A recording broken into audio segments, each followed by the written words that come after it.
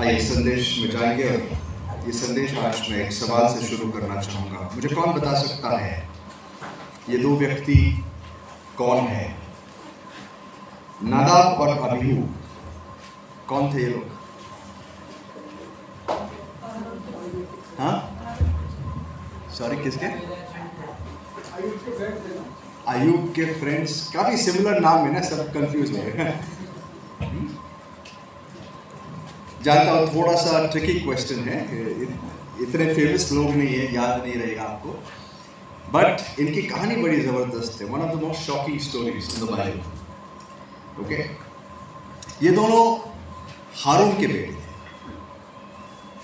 और इन दोनों के साथ एक घटना घड़ी जिसके विषय आज मैं कुछ बात करना चाहूँगा और उसके आधार पर मैं आपसे कुछ शेयर करना चाहूँगा। आज का संदेश इन्हीं की इस कहानी के ऊपर आधारित होगा। ये कहानी काल्पनिक नहीं है, सत्य है, इसलिए ध्यान दीजिए। लेवियों के 10वें अध्याय में और 1 और 2 वचन पहले हम पढ़ेंगे। लेवी उसका 10 अध्याय 1 और 2 वचन भाई हमारे लिए पढ़ेंगे, उसके ऊपर फिर हम बात करेंगे। तब नादाब और अबीहू नामक हारून के 2 पुत्रों ने अपना अपना धूप दान दिया और उनमें आग भरी और उसमें धूप डालकर उस ऊपरी आग की जिसकी आज्ञा यहोवा ने नहीं दी थी, यहोवा के सम्मुख आरती दी। तब यहोवा के सम्मुख से आग निकलकर उन दोनों को भस्म कर दिया और वे यहोवा के सामने मर गए। ओके, सो बड़ी इंटरेस्टिंग और ट्रैजिक स्टोरी है। ये 2 लड़के हारून के बेटे थे। मंदिर में एक दिन ऑफरिंग लेकर गए जलाने के लिए परमेश्वर की उपस्थिति में और खुद ही ऑफरिंग बन गए।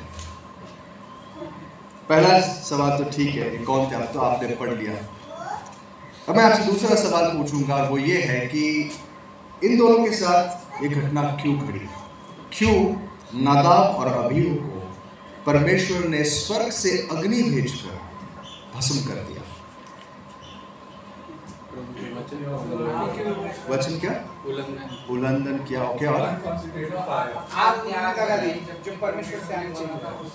Okay, so that's the primary cause I would say. आगे लिखा है, क्या लिखा है देखो, 3 वचन पढ़ेंगे। तब मूसा ने हारून से कहा, इनफैक्ट फर्स्ट इसमें ही लिखा है स्ट्रेंज फायर, किसमें? वर्स 1 में है, right?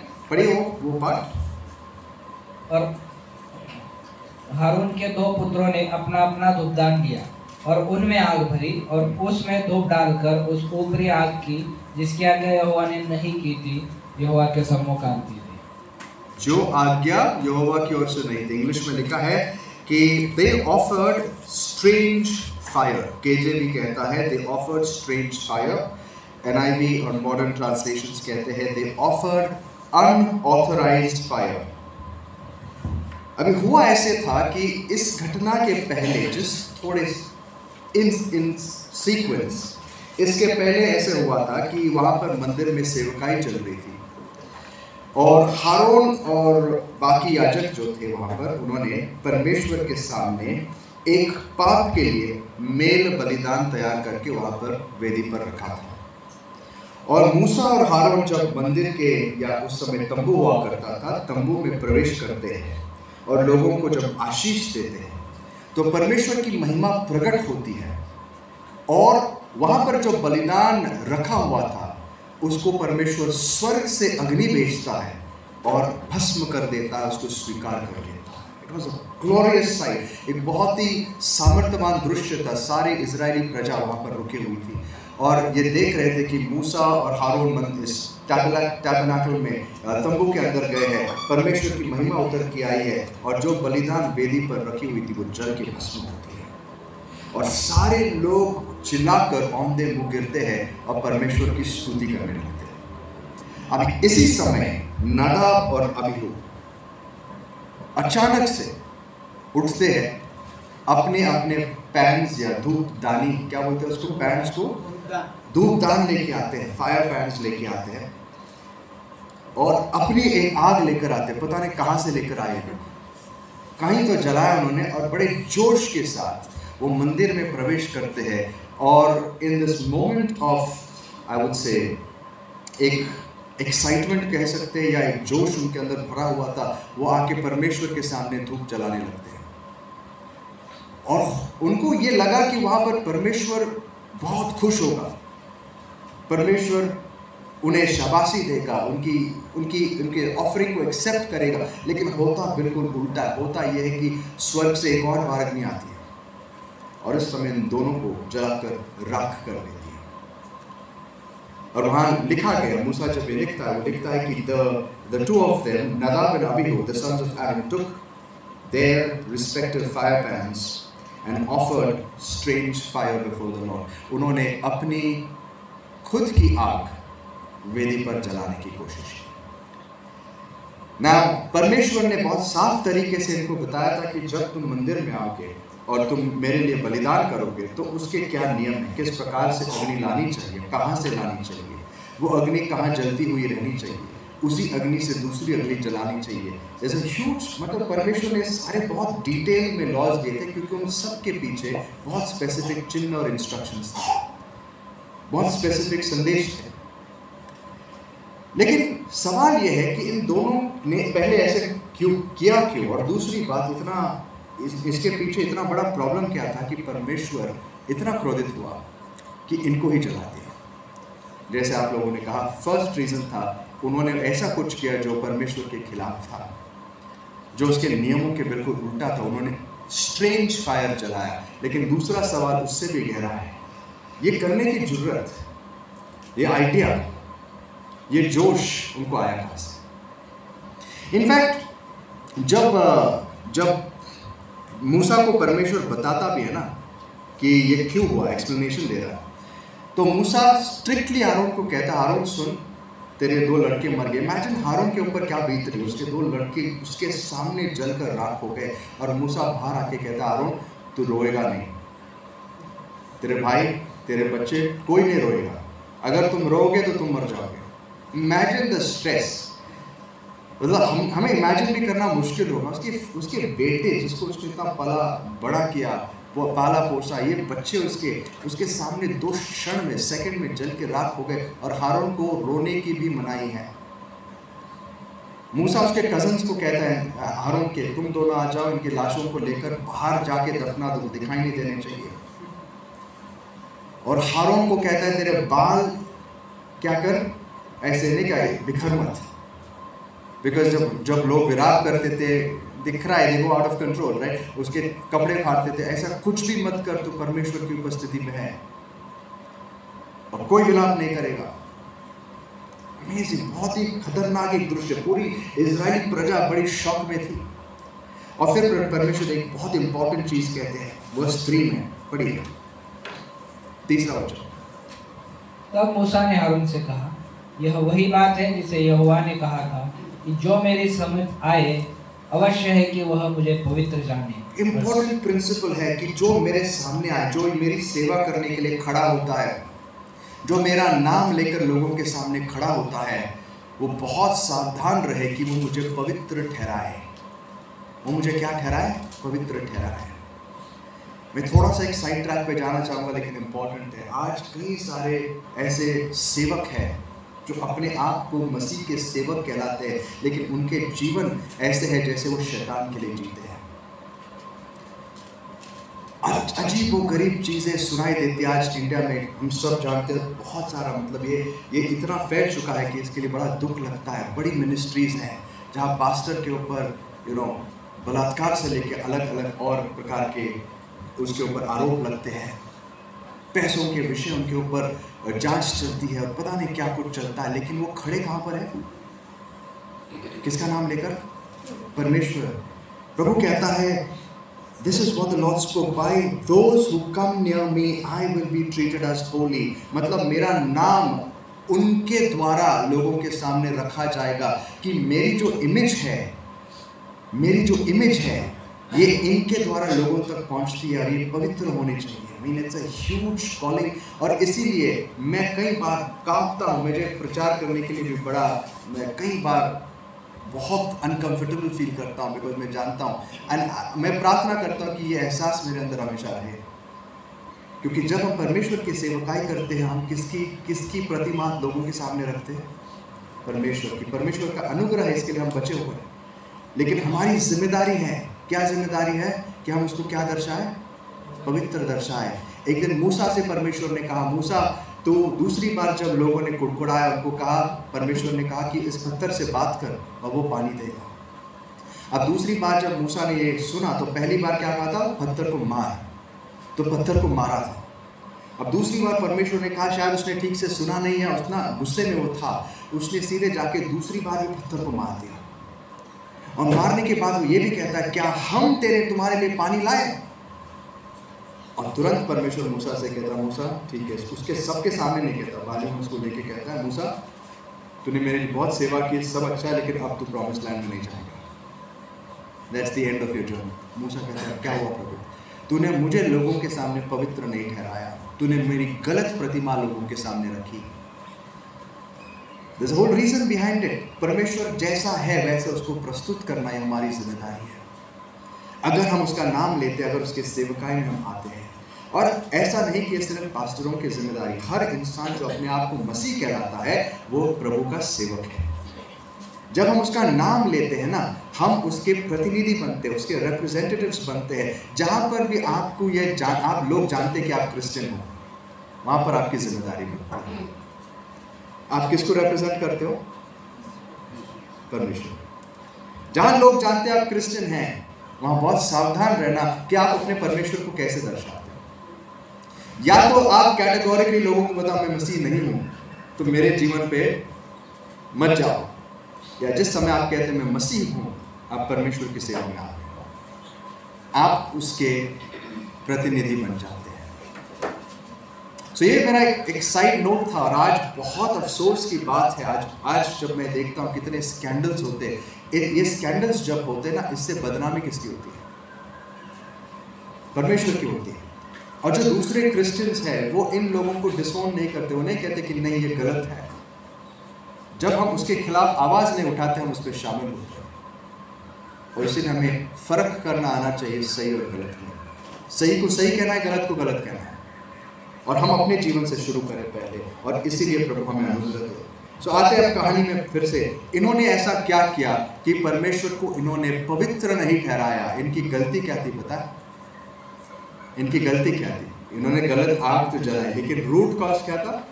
The root cause was ये शराब पिए हुए थे। क्या किया था इन्होंने? शराब। इसकी जोश कहां से आया था? There's a secret ingredient to it. इन्होंने शराब पी हुई थी। अब मुझे कैसे पता? जब परमेश्वर इन्हें ये बातें बताता है कि तू रो मत, ये मत कर, वो मत कर, फिर इसके बाद परमेश्वर कुछ करेक्टिव एक्शन लेता है। बोलता है देख आरोन को बता कि उसने और उसके आने वाले पीढ़ी ने जब मंदिर में आते क्या करना चाहिए। तो आगे पढ़ते हैं, आइए। सो हम जाते हैं अभी वर्स 8 से पढ़ेंगे। फिर यहोवा ने हारून से कहा कि जब जब तू व तेरे पुत्र मिलाप वाले तंबू में आए, तब तब तुम में से कोई न तो दाख मधुपेय हो, न और किसी प्रकार का मद्य, कहीं ऐसा न हो कि तुम मर जाओ। तुम्हारी पीढ़ी पीढ़ी में यह विधि प्रचलित है। जब तुम या तुम्हारे वंश में से कोई भी मंदिर में आए तो एक बात का ध्यान रखना, क्या मत करो? शराब मत पीना, दाखरस मत पीना। थोड़ा सा ज्यादा हो गया तो अपनी जान गवा दोगे। ये तुम्हारे लिए पीढ़ियों के लिए, पीढ़ा क्या बोलते हैं, पीढ़ी पीढ़ी तक तुम्हारे लिए एक आज्ञा होगी। सो आज मैं यहाँ आए हुए सभी शराबियों से बात करना चाहता हूँ। आप कहोगे ठीक है ब्रदर, ये तो मेरे लिए है नहीं, राइट? Let's see. बाइबल कहती है, पहला पतरस 5वां अध्याय 8 वचन में पतरस ख्रिस्तियों से क्या कहता है? पहला पतरस 5वां अध्याय और 8 वचन, 1 Peter chapter 5 verse 8। सचेत रहो और जागते रहो, क्योंकि तुम्हारा विरोधी शैतान गरजने वाले सिंह की नाई इस खोज में रहता है कि किस किस को फाड़ खाए।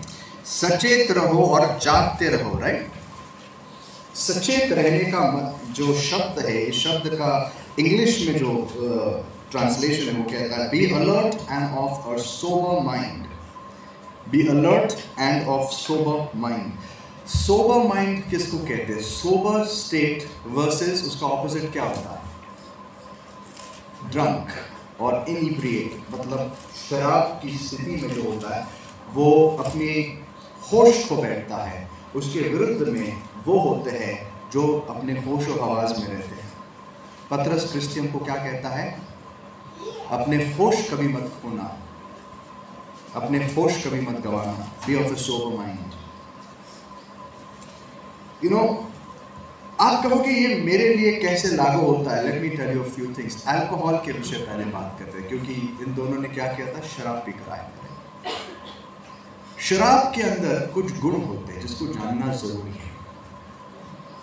और मुझे थोड़ी मदद चाहिए होगी, हमारे पास कोई एक्सपीरियंस लोग हैं, एक्स अल्कोहलिक्स और मे बी करंट अल्कोहलिक्स, होना नहीं चाहिए उससे बड़ी बात है। भाई मोसेस, कोई मैं ऐसे ही पूछ रहा, आप जानते होंगे लोगों को, आप भी कहीं सेवा वगैरह, ऐसे मत समझना आपसे बात कर रहे हैं। क्या होता है शराब? क्या करती है आपको, या किस जो पीता है उसको क्या करती है? सबसे पहले शराब आपके सही गलत को डिसर्न करने की क्षमता खत्म कर देती है। मैंने एक वीडियो देखा था, एक बड़ा कॉमेडी सा वीडियो था। कई शराबियों का एक कोलेशन एक साथ, देखने के लिए हंसने वाली बात थी लेकिन खराब भी लग रहा है। तो एक था ऐसा एकदम लुखा सा आदमी, ऐसा शराब पिया हुआ था और उसके सामने दो बैल लड़ रहे थे। दो बैल लड़ रहे थे और ये ऐसे देख रहा हूँ ऐसे। और पता नहीं ये बैलों को देख रहा है, लोग उसको देख रहे हैं, क्योंकि उनको पता है अभी कुछ ना कुछ उठपटांग करेगा। तो ये बैल जब ऐसे ऐसे कुछ कर रहे थे तो उसने सोचा चलो बैलों में का झगड़ा में मिटाने जाता हूँ। तो ये जा रहा है बैलों को अलग करने के लिए। तो उसको लोग उसको खींच रहे, उसको ढक गया आदमी। जो बैल लड़ रहे हैं ना उनके बीच में ऐसा खड़ा होता है, ऐसा पकड़ के ऐसे खड़ा होता है।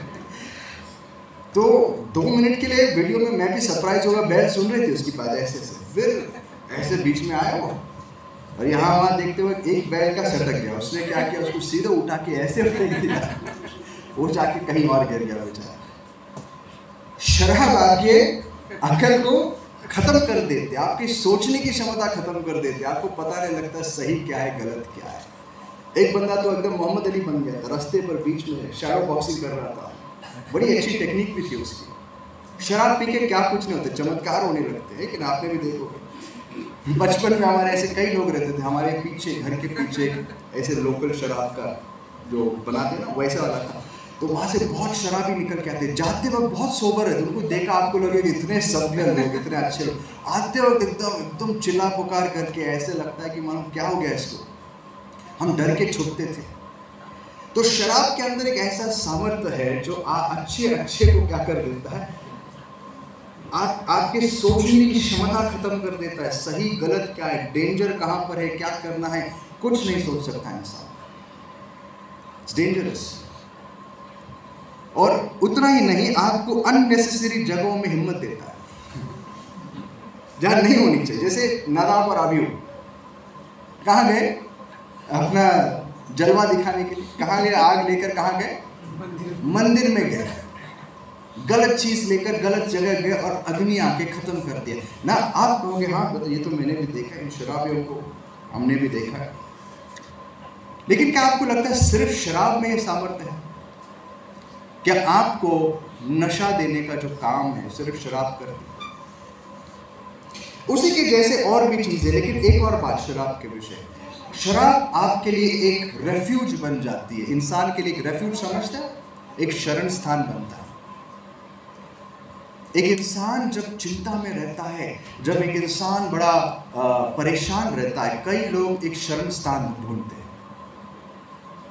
उनको लगता है कि मैं कहाँ जाके छुप जाऊँ उस परेशानी से, और शराब एक बहुत ही अच्छा, एटलीस्ट दिखाई देने अच्छा लगने वाला शरण स्थान है। क्यों?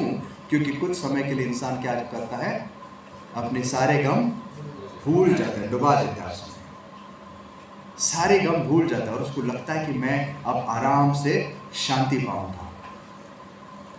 उसी के जैसा शराब एक और चीज करती है, शराब लोगों को आनंद देता है। इनफैक्ट सॉलोमन भी कहता है शराब उसको जो दुखी है। कंट्रोवर्शियल वर्स है, इसके बारे में बाद में एक्सप्लेन करूंगा। कि जो दुखी है उसको शराब दो, बट एनीवेज उसको एक आनंद मिलता है। अब मेरा सवाल ये है कि क्या आपको लगता है कि सिर्फ शराब पीने से यह प्रभाव हमारे जीवन में आता है? नहीं, शराब तो एक एग्जाम्पल है। यह प्रिंसिपल आपको बहुत जगहों में मिलेगा। हर इंसान जो अपने शरण स्थान को किसी न किसी वस्तु में ढूंढता है वो शराबी से कम नहीं। हर इंसान जो अपना आनंद दुनिया की किसी चीज में ढूंढता है वो शराबी से कम नहीं। फर्क इतना है कि उसकी शराब का ब्रांड अलग है। किसी के लिए एक्चुअल शराब है, किसी के लिए और कुछ हो सकता है। कभी लगता है कि आप बहुत स्ट्रेस में हो और आपको थोड़ा सा रिलीज चाहिए, आपको जाके कहीं छुपना है और आपके हाथ में एक मोबाइल आता है और इंस्टेंटली 5 मिनट में आपका स्ट्रेस चला जाता है। होता है किसी के साथ ऐसा? तो आपका ब्रांड क्या है?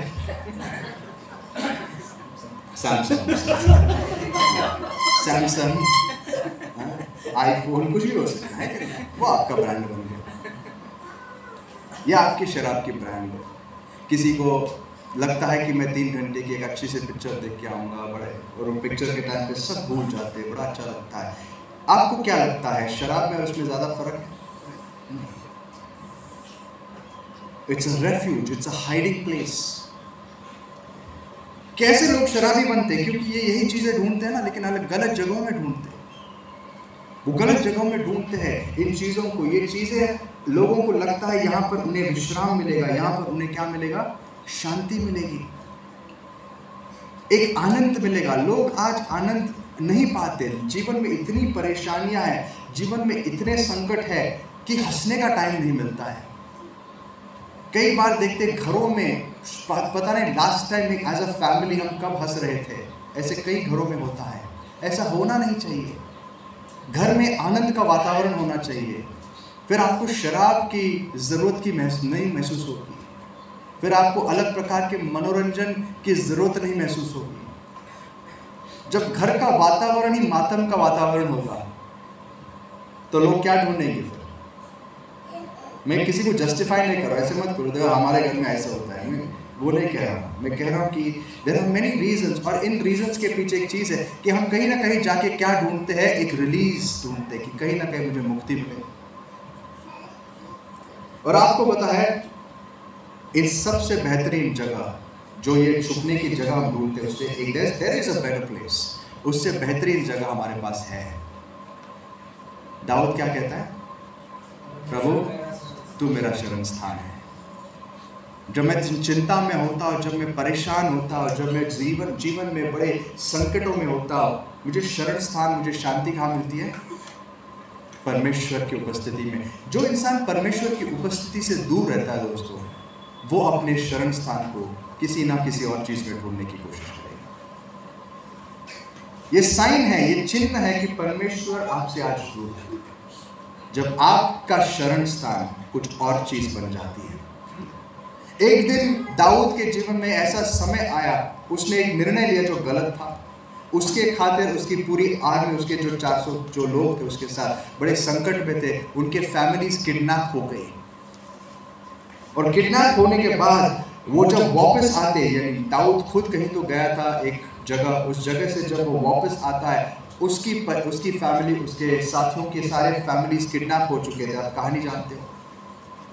और उस फैमिली को जब ये सारे लोग देखते, हमारे परिवार चले गए, जो दाऊद के सबसे खास और सबसे नजदीकी लोग थे, वो सारे लोग दाऊद के खिलाफ खड़े हो जाते हैं और कहते हैं दाऊद के वजह से हमारे जो परिवार है आज मारे या मर गए क्या नहीं पता नहीं, लेकिन आज किडनैप हो गए।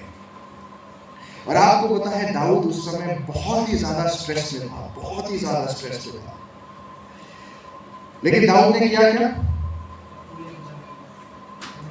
हाँ, बाइबल कहती है दाऊद ने अपना शरण परमेश्वर में पाया। David found his refuge in God. दाऊद ने अपना जो एनकरेजमेंट है, दाऊद ने अपने जो कंफर्ट को कहाँ पाया? परमेश्वर ने पाया। I think that story is in 1 Samuel chapter 30। आप बाद में पढ़ सकते हैं इसको। 1 Samuel chapter 30। ओके, और ये कहानी पूरी तरीके से आप पढ़ सकते हैं, लेकिन वहां पर हम देखते हैं 4 वचन में, और 4 से 6 पढ़िए। 1 Samuel 30 4 से 6।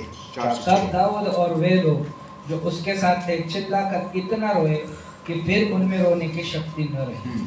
और दाऊद की 2 स्त्रियां इज़राइली अहीनोअम और कर्मेली नाबाल की स्त्री अबीगैल बंधुआई में गई थी।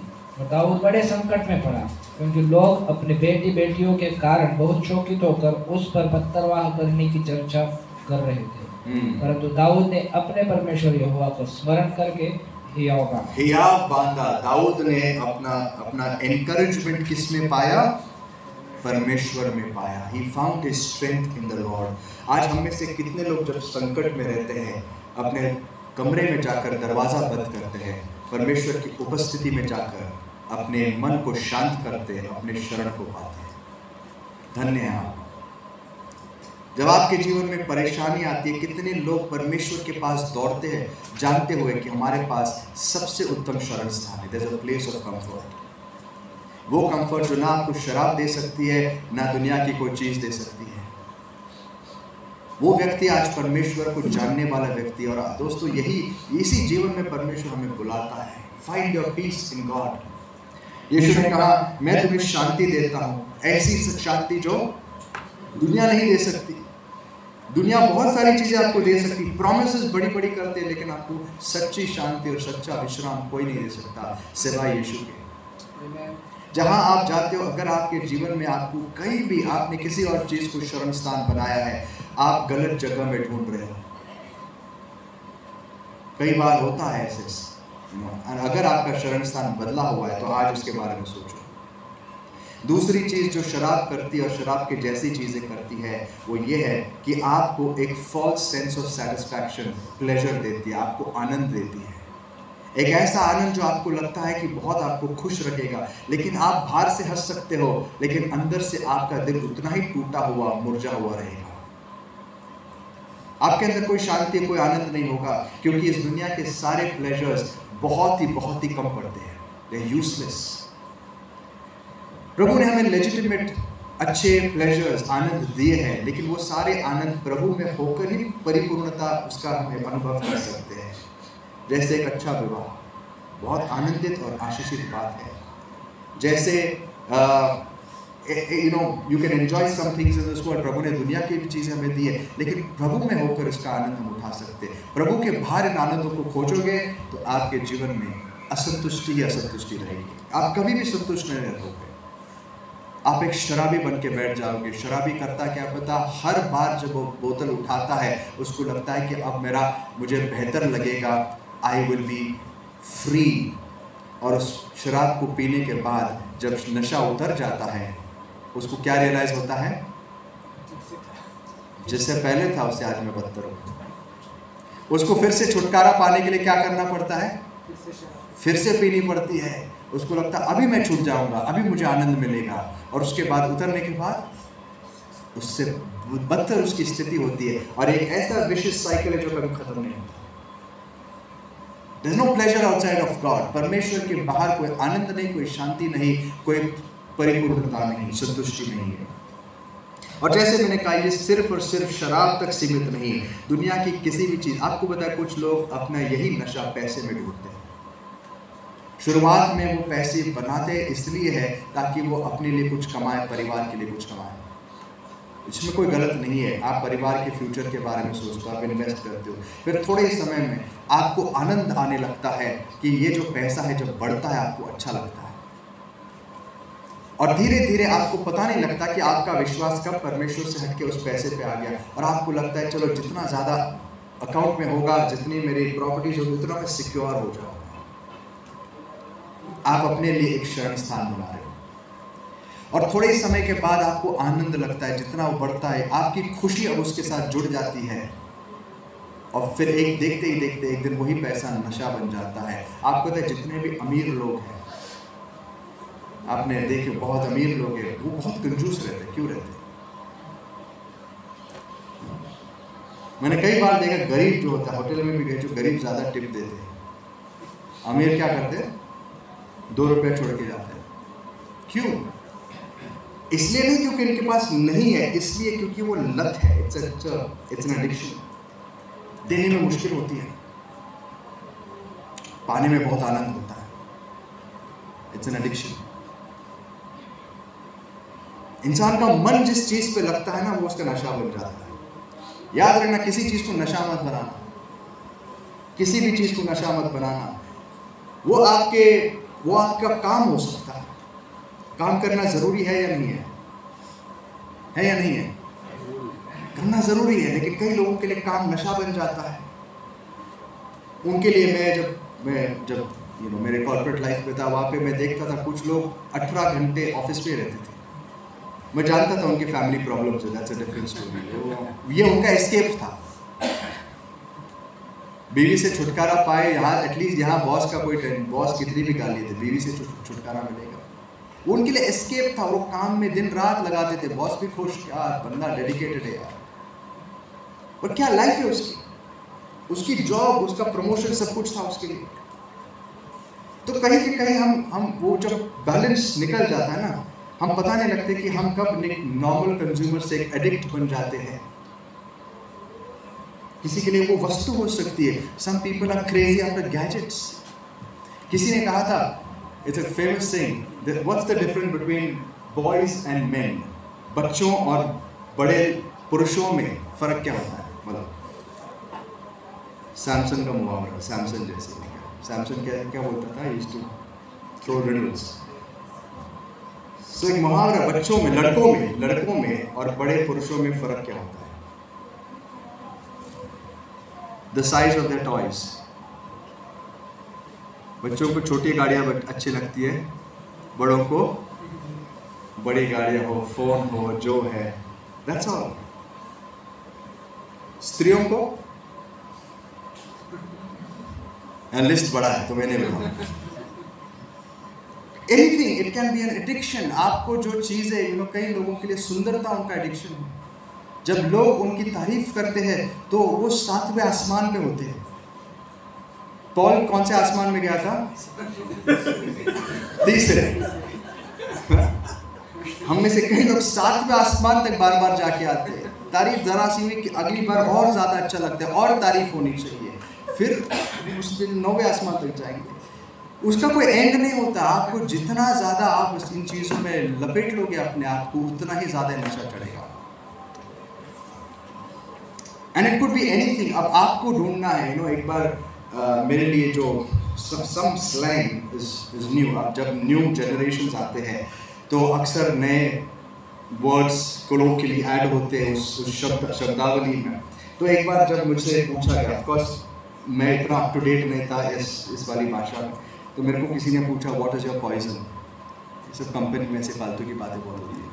What is your poison? And I'm wondering, मेरा poison, what is my poison? I was thinking, और मुझे ऐसे सबके सामने खड़ा करके पूछ रहे थे। अब उसकी भाषा में what is your poison मतलब तुम्हारा ब्रांड क्या है, मतलब तुम कौन सी शराब पीते? I didn't know that. फिर किसी ने बताया नहीं, ये अच्छा, my poison is milk. अब लिटरली सवाल में एक बहुत अच्छा क्वेश्चन था, what is your poison? क्यों? ये लिटरली क्या है? पॉइजन ही है, वो जहर है। सो जब ये चीजें हमारे जीवन में एक लिमिट क्रॉस कर देती है, कोई भी अच्छा प्लेजर, कोई भी अच्छी भी वस्तु हो, ये हमें क्या कर देती है? गुलाम बनाती है। इनफैक्ट क्यों आपको पता है बहुत लोगों के जीवन निष्फल क्यों होते हैं? आइए यीशु मसीह के शब्दों में सुनते हैं। लूक 8:14, लूक 8 और उसका 14 वचन पढ़ेंगे। लूक उसका 8वां अध्याय 14 वचन। जो झाड़ियों में गिरा सो वे हैं जो सुनते हैं पर होते होते चिंता और धन और जीवन के सुख विलास में फंस जाते हैं और उनका फल नहीं। हम सब जानते हैं यीशु का फेमस पैराबल है जहाँ पर वो बीज बोने वाले के विषय बात करते हैं और वहाँ पर वो बोलते हैं एक प्रकार का बीज ऐसा होता है जो कहाँ गिरता है, झाड़ियों में गिरता है, कांटों में गिरता है। और वो कांटे क्या होते हैं? वो कांटे वो होते हैं जो इस दुनिया का धन, चिंता और सुख विलास, ये सारी चीजें हमें क्या कर देती है? निष्फल। जितना भी अच्छा बीज बोया जाए, ये चीजें हमारे अंदर होगी तो हमेशा क्या होगा? निष्फल, कोई फल नहीं आएगा। वो कहाँ बीज गिरा, कहाँ आया और कब चला गया आपको पता नहीं चलेगा। ये सारी चीजें उसे चोक कर देती है, उसको कंप्लीटली दबा देती है। मार्क 4 में भी लिखा है and the desire of other things, pleasures मत डिजायर फॉर अदर थिंग्स, जो परमेश्वर को छोड़ के किसी भी चीज की अभिलाषा हम करने लगते हैं, हमारा आनंद, हमारा सुख उन चीजों में ढूंढने लगते हैं, वो हमारे लिए जहर बन जाता है, वो हमारा नशा बन जाता है और इसीलिए हम क्या बन जाते हैं? निष्फल बन जाते हैं। उसी के जैसे एक और चीज होती है, उसको कहते हैं मराठी में अच्छा फाजिल धार्मिकता, नहीं करें मतलब फॉल्स राइचियसनेस। फरीसियों की जो धार्मिकता थी, ये भी अपने आप में एक नशा होता है। कई लोग रिलीजियस होते हैं, रिलीजियस एक्टिविटीज करते हैं, लेकिन वो इसलिए नहीं करते क्योंकि वो सच में स्पिरिचुअल बनना चाहते हैं, वो इसलिए करते हैं क्योंकि लोगों की वाहवाही मिले। और ये भी नशा खतरनाक होता है। ऐसा एक व्यक्ति एक दिन मंदिर में आया और उपासना कर रहा था। यीशु मसीह ने एक दृष्टांत बताया। वो क्या था? टैक्स कलेक्टर था और उसके साथ साथ एक और व्यक्ति था, क्या था? एक टैक्स कलेक्टर था और ये व्यक्ति क्या था? फरूसी था। सो फरूसी जब मंदिर में अंदर आता है और प्रार्थना करता है, वो क्या कहता है? प्रभु ने वो पैराबल कैसे शुरू किया पता है? प्रभु ने कहा ये दाखला, या प्रभु ने नहीं, लूक ये दाखला शुरू करते हुए कैसे कहता है? लूक 18:9 में, to some who were confident of their own righteousness, जो लोग अपनी धार्मिकता में विश्वास रखते थे, उनके लिए प्रभु ने ये दाखला या पैराबल बताया। जो अपनी धार्मिकता में विश्वास रखते थे, ये भी एक नशा होता है। मैं आपको बस कुछ सैंपल्स दे रहा हूं इन चीजों की कि क्या क्या चीजें हमारे लिए नशा बन सकता है, क्या क्या चीजें हमें बंधन में रख सकते हैं और हम नदाब और अबीर जैसे चर्च में आ सकते हैं। किस स्थिति में? किस स्थिति में? नशे की स्थिति में, अंडर द इन्फ्लुएंस। आपको पता है नशे एक और बहुत बड़ी प्रॉब्लम होती है अल्कोहल की, पता है क्या है? जो बंदा नशा करता है उस स्टेट में उसे बात करना बहुत मुश्किल होता है कि नहीं? कभी आपने कोशिश की काउंसिल करने की किसी शराबी को? मैंने की है। मुझे बुलाया गया किसी के घर में और बोला कि हमारे इस बंदे के लिए प्रार्थना करो और कुछ उससे बात करो। तो मैं कैसे तो पहुंचा उसके घर में और वो बंदा इतना टूट था, मतलब पूरी नशा में ऐसे बैठा, मुझे ऐसे ही देख रहा है, जानता हो तेरे को, मैं क्या बात करूं उससे? मैं 2 मिनट के लिए सोचा प्रभु मैं आया हूं इसको काउंसिल करने के लिए, मैं क्या बात करूं? इसको ना तो होश है, इसको कुछ समझ में नहीं आ रहा, मैं इससे कैसे बात करूंगा? And that makes it more difficult. आपको पता है जो इंसान नशे में होता है उसको खुद पता नहीं होता नशे में है करके, उसको तो लगता है सब ठीक है। आप उसको क्या करोगे? आपको पता है जो लोग खराटे मारते हैं उनको कभी पता नहीं होता वो खराटे मारते हैं, लेकिन बाकी दुनिया को पता लगता है। एक दिन मैं एक डॉक्टर के पास गया था और मुझे आई डोंट नो, मैं भूल गया काफ़ी समय पहले, और बता रहा था कुछ सिम्टम्स। तो उसने पूछा डू यू स्मोक? मैं बड़े कॉन्फिडेंटली कहा नहीं। वो मेरे को बोलता है तुम कराटे मारते हो? मैंने कहा नहीं। उसने बोला, मुझे 2 मिनट के लिए देखा, बोला ऐसा नहीं, तुम अपनी पत्नी को फोन करो तुम्हें पता थोड़ी होगा तुम कराटे मारते हो क्या नहीं। तो मैंने फ़ोन किया ना, वो सरप्राइज। हाँ, उसने कहा कभी कभी जब तुम थोड़ा सा, I really the doctor was right, क्योंकि मैंने सिम्टम्स देखे, कुछ टायर्डनेस था वगैरह, मैंने एक्सट्रीमली टायर्ड, फिर उसके बाद वो ठीक हो गया थैंकफुली। बट कहने का मतलब है जो उस स्थिति में रहता है, जब आपके होश ठिकाने नहीं रहते, आपके खुद के अंदर क्या कमी है आपको कभी नहीं पता चलेगी। और इसीलिए नशा बहुत खतरनाक होता है। आपको पता है, जो भी इंसान नशा करता है ना, वो ये सोच के नहीं करता कि मुझे एक एडिक्ट बनना है, मुझे बंधन में जाना है, कितना मजा आएगा ना बंधन में जाने से। ऐसा नहीं सोचता, वो ये सोच के जाता है मुझे कुछ अच्छा मिलेगा, मुझे आनंद मिलेगा, मुझे छुटकारा मिलेगा। आपको होता है, ये सोच के जो इंसान जाता है वो छुटकारा नहीं पाता, वो क्या पाके आता है वहां से, वो बंधन को लेकर आता है। There's a verse which we should always remember, Romans chapter 6 verse 16 पढ़िए, रोम का राष्ट्र 6वां अध्याय और 16 वचन, एक बहुत ही इंपॉर्टेंट स्क्रिप्चर है जो हमें कभी नहीं भूलना चाहिए। रोम का राष्ट्र 6 और 16। क्या तुम नहीं जानते कि जिसकी आज्ञा मानने के लिए तुम अपने आप को दासों की नाई सौंप देते हो, उसी के दास हो, और जिसकी आज्ञा मानते हो, चाहे पाप के जिसका अंत मृत्यु है, चाहे आज्ञा मानने के जिसका अंत धार्मिक। देखो, जिस चीज के भी हम दास बनते ना, वो दास हमें बना नहीं सकते। हम स्व इच्छा से, अपनी इच्छा से उनके पास जाते हैं। जो इंसान शराबी बनता ना, उसने अपनी इच्छा से एक बार पहले शराब की बोतल हाथ में ली, ये सोचते हो कि उसको कुछ अच्छा मिलेगा, उसके जीवन में कुछ अच्छा होगा। लेकिन उसको पता नहीं कि जो चीज उसने अपने हाथ में ली, ये समझते हुए कि वो अब उसको कंट्रोल कर रहा है, वो उस शराब की बोतल को यूज करेगा अपने लिए। उसको ये समझ में नहीं आता कि एक दिन वही शराब की बोतल उसको कंट्रोल करेगी और उसको अपना दास बनाएगी। और ये हर प्लेजर के साथ होता है, हर पाप के साथ, हर उस चीज के साथ होता है जिसके अधीन आप हो जाते हैं। आपको पता है, आज भी कितने लोग हैं जो अपने फोन के बिना जी नहीं सकते। अभी नॉर्मली अगर मैं आपको कहूँ एक इंसान बोतल के बिना नहीं जी सकता, आप बड़े you'll feel uncomfortable, आपको लगेगा नहीं, इसको छुटकारे की जरूरत है। लेकिन अगर मैं आपको ये कहूँ कि ये इंसान फोन के बिना नहीं जी सकता, आपको इतना बुरा नहीं लगेगा, क्योंकि आपको क्या लगता है, अरे फोन ही तो है। लेकिन क्या आपको ये समझ में आता है कि दोनों उतने ही बराबर के नशे हैं? कई बार होता है कि हम रुक नहीं पाते, शॉर्ट्स देखते देखते घंटे निकल जाते हैं, उंगली रुकती नहीं, क्यों नहीं रुक रहा है यार? होता है। आप रास्ते पर देखो, रास्ते पर बैठे हैं लोग, गाड़ी पर, टू व्हीलर पर, कार में, कई बार मैं देखता हूँ सिग्नल पर बंदा रुका हुआ है, सिग्नल ग्रीन हो गया और हिल रहा नहीं। 90% चांसेस क्या है, वो अपने फोन पे है। मतलब मोबाइल फोन तक, सिग्नल तक ये बीमारी नहीं तो क्या है? एंड आपको शुरुआत में लगता है कि आप इसको कंट्रोल कर रहे हो, जो भी चीज आपने सुख विलास की जिसमें आप खोज रहे हो, आपको लगता है आप कंट्रोल कर रहे हो, लेकिन आपको पता नहीं लगता कि एक समय जब आता है वो आपको कंट्रोल करने लगता है। You become a slave. उस चीज ने आपको एक स्लेव बना दिया है। और आपको आज सोचना है, what is your poison? I hope there is none. मैं उम्मीद करता हूं कि हम में से कोई भी ऐसे बंधनों में नहीं पड़ा। अगर बंधन है तो आज प्रार्थना करो। यीशु हर बंधन से मुक्ति देता है, लेकिन बंधन से मुक्ति पाने की इच्छा होनी चाहिए। किसी चीज के अधीन मत होना, उसके बंधन में मत आना। There are legitimate pleasures. कोई चीजें ऐसी है जो प्रभु ने खुद हमें दी है हमारे सुख विलास के लिए, कोई बात नहीं, अच्छी बातें हैं, लेकिन कभी भी उनको अपना स्वामी मत बनाना। क्यों?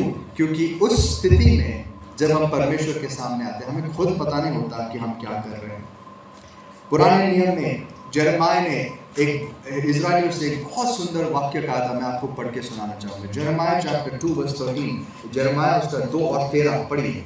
प्रभु की शिकायत क्या है इज़राइली लोगों से? क्योंकि मेरी प्रजा ने 2 बुराइयां की हैं। उन्होंने मुझे बहते जल के सोते को त्याग दिया है, और उन्होंने हौद बना दिया, और ऐसे हौद जो टूट गए और जिनमें जल नहीं रह सकता। मेरी प्रजा ने 2 गलतियां की है। एक, उन्होंने मुझे जो जीवित जल है, जीवित जल का सोता, रिवर्स ऑफ लिविंग वाटर, जो बहने वाला पानी है, जो हमेशा फ्रेश रहता है, आपको जीवन देता है, आपको शांति देता है, सुकून देता है, ऐसे जल को छोड़कर उन्होंने क्या किया? अपने हौद बना लिए। हमें उसकी जरूरत नहीं, मैं मेरा खुद का टैंक बनाऊंगा, मैं मेरा पानी डालूंगा उसमें, मैं सुरक्षित रहूंगा। लेकिन आपको पता है प्रॉब्लम क्या होती है? बहता पानी कभी सड़ता नहीं, उसके अंदर कभी गंदगी नहीं जमती। उसके अंदर कभी इन्फेक्शंस नहीं होते, कभी फंगस बैक्टीरिया नहीं मिलता, क्योंकि पानी बहता रहता है। लेकिन टैंक में आप पानी छोड़ दो कुछ समय के लिए, थोड़े समय के बाद टैंक खोल दो, उसमें से बदबू आने लगेगी। ये होता है जब हम अपने जीवन को कंट्रोल करने की कोशिश करते हैं। हमें लगता है कि मैं, मेरा पानी, I have my own ways, मैं मेरी संतुष्टि जानता हूँ मुझे कहाँ मिलेगी, मेरा सेटिस्फैक्शन मुझे कहाँ मिलेगा। मैंने हौद बना लिए, अपने जितने भी हम हौद बना ले वो सारे सड़ जाएंगे। जीवन आपको सिर्फ परमेश्वर में मिलता है, असली सुकून, असली आनंद। जो भी चीज़ इंसान इस दुनिया में ढूंढता है ना, उसकी संतुष्टि, उसका सबसे उत्तम एक्सपीरियंस आपको परमेश्वर में मिलेगा। कल मैं हमारे बच्चों से बात कर रहा था यूथ मीटिंग में, और कह रहा था कि मसीह जीवन को ऐसे मत समझो कि this is a set of rules and laws, कि आपको ये करना है, ये नहीं करना, ये नहीं करना है। मसीह जीवन एक एक्सपीरियंस है। आप जितना मसीह को एक्सपीरियंस करोगे, उतना ही दुनिया की चीज़ें आपके जीवन से दूर हो जाएगी, आपको कंट्रोल नहीं कर पाएगी। जितना आप परमेश्वर को एक्सपीरियंस करोगे, जितना उसकी उपस्थिति को एक्सपीरियंस करोगे, उतना ही दुनिया की चीज़ें आपके सामने फीकी पड़ेगी, उसका लगाव, उसका खिंचाव आपके जीवन में कम होगा। मसीह जीवन नियमों का जीवन नहीं है। नियम अच्छे होते हैं, नियम शुरुआत के लिए बहुत ज़रूरी होते हैं, और नियम हमें दिखाते हैं सही गलत क्या है, लेकिन नियमों से लोग सुधरते नहीं। सुधरने के लिए आपको परमेश्वर का अनुभव चाहिए। आपको पता है दाऊद क्या कहता है Psalm 16:11 में, प्रभु तेरी उपस्थिति में क्या है, आनंद की भरपूरी है। दाऊद कभी भी, इमेजिन उस समय उसके पास जो एंटरटेनमेंट था, उसके लिए आनंद क्या था, what was his source of Joy, उसके लिए सबसे बड़ी और अच्छी बात क्या थी, परमेश्वर की उपस्थिति। धन्य वो व्यक्ति जो परमेश्वर की उपस्थिति को जानता है, उसको पाता है, उसको और किसी चीज़ की ज़रूरत नहीं पड़ती, उसको खुश रखने के लिए और किसी चीज़ की ज़रूरत नहीं पड़ती। धन्य वो व्यक्ति जो अपनी शांति परमेश्वर में पाता है। अगर हम अपनी शांति, अपना आनंद, अपनी संतुष्टि किसी भी चीज़ में ढूंढते हैं, याद रखना, हमें आज इस बात को कबूल करना कि आज हम परमेश्वर से बहुत दूर हैं। When you're stressed out, आपको लगता है कि मैं थोड़ा सा कहीं जाऊं एंटरटेनमेंट के लिए, that is because आपके जीवन में परमेश्वर दूर है आपसे। अगर परमेश्वर नज़दीक है तो आपका भागने का स्थान कौन होगा, परमेश्वर। आपके आनंद का स्थान क्या होगा, परमेश्वर। प्रार्थना आपके लिए बोझ नहीं, प्रार्थना आपके लिए एक आनंद का एक्सपीरियंस है, इट विल बी जॉय। लेकिन जब परमेश्वर से हम दूर रहते हैं दोस्तों, हम अपना आनंद कहीं ना कहीं ढूंढने की कोशिश करते हैं। So at the end, what is the conclusion of all of this? इसका निष्कर्ष क्या है? निष्कर्ष ये है, सबसे पहले पहचानो कि क्या मेरे जीवन में ऐसा कोई नशा तो नहीं, क्योंकि आज प्रभु के अनुग्रह में हम हैं। इसीलिए जब हम कितने लोग चर्च आते हैं नशे में धुंध रहे थे। कौन सा नशा? गुस्से का। कौन सा नशा? कड़वाहट का। कई लोग सालों साल किसी को क्षमा नहीं करते। They are completely blind to this experience. उनको पता ही नहीं कि उनके अंदर ये प्रॉब्लम है। सो मेनी पीपल कि उनको लगता नहीं कि जिसके खिलाफ उनके मन में एक दो विश्वास है, मन में कड़वाहट है, उनको कोई प्रॉब्लम नहीं। क्यों? पता है, क्योंकि नशा है, देयर इज सम ब्लाइंडनेस। लेकिन चर्च में आके वो कैसे आराधना करेंगे?